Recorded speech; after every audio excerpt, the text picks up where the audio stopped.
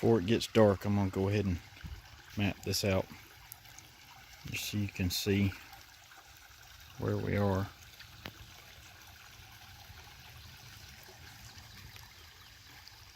That's the main spot right there. I got that up there roped off.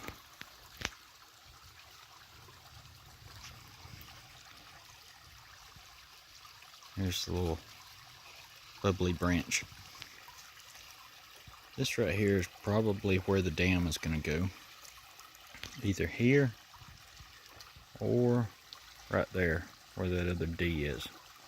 You see the line right down through there.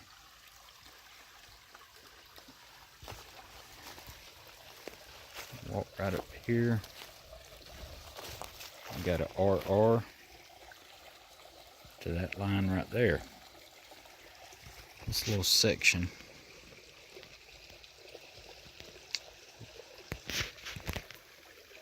to that line is going to be river rock, pea gravel, something. And if we put the dam right there in that general vicinity, and back this up a little bit, give us a couple of feet of water at the most, maybe 18 inches.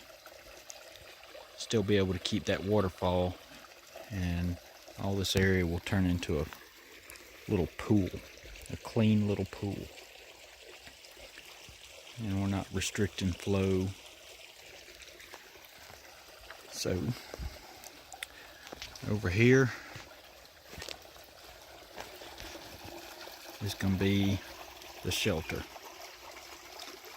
That is roughly 13 by 16. If you look, these four corners, and then there's some dots right there where the posts are going to be. One right there. And I don't think you can see that one. But this line right down through here and up that way, this is all porch area. 5 foot, 2 sides. That's what the P stands for. That will be the shelter part. You can see where the wall will be.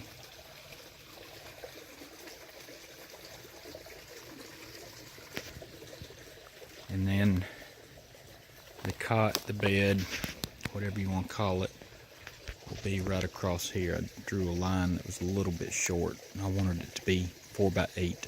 So we're going to go right across this line. Going to have steps off the back side right there where the S is. And then another S right there.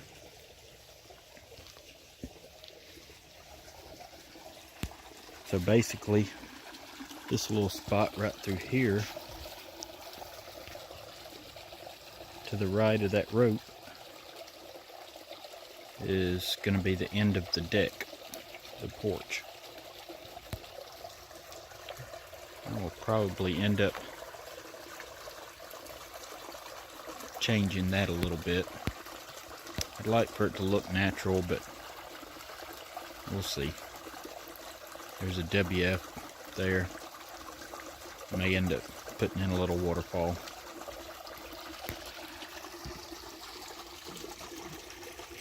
But this is spring fed, so it's going to run all year round, no matter what.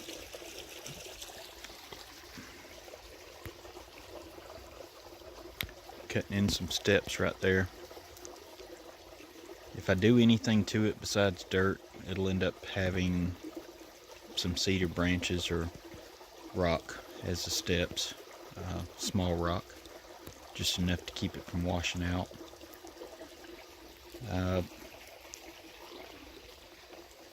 The shelter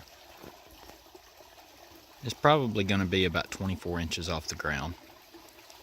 I hadn't decided exactly how I'm going to do the posts, piers, pilings, whatever you want to call them. Floor joist structure is going to be 2 by 8s. The flooring inside is going to be 3/4 inch pressure treated ground. Everything's going to be pressure treated ground contact.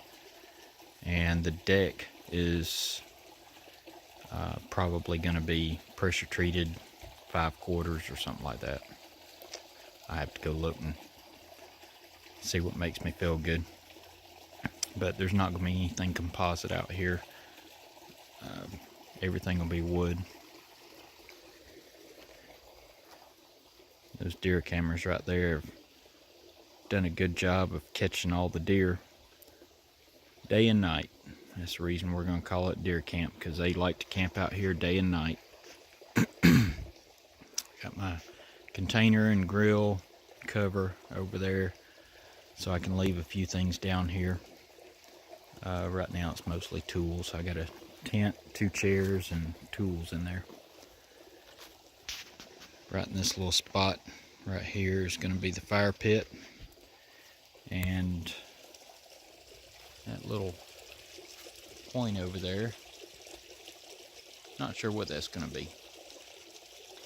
But like I've said before, the main thing is I want to keep everything as natural looking as possible. This is not an area anybody will run up on, so nobody will ever see it other than on the videos. But way up there at the end of that little clearing is where my deer blind is going to be. There's major deer trails through here. Just walking around here, it looks like a bunch of kindergartners came down here and spent 8 years tromping the ground. Pictures show the same. They just, all hours of the day, everywhere. But there's a good bit of improvement, clearing if we want to do other things. But the biggest thing is I don't want to change anything that I don't have to. And that's the purpose of these trees still being right here in the corners, as I do not want to cut these little trees down.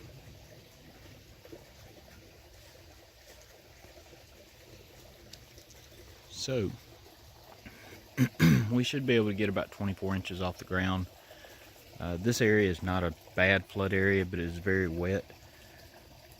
I see a little bit of evidence, probably one of those 10-year floods,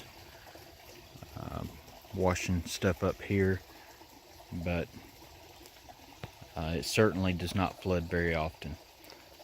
That roadway up to the left that I just showed you, the little clearing, is plenty enough to redirect water away. And there's a lot of little valleys around here, so no huge amount of water actually comes down this stream. Probably about 60 to 70% of this water right here is spring fed just a few hundred yards up. So if you keep following this little branch up, little creek, you will eventually get dry. Not too far up that way. But more to come. This is a work in progress, and you'll see it over the next few months.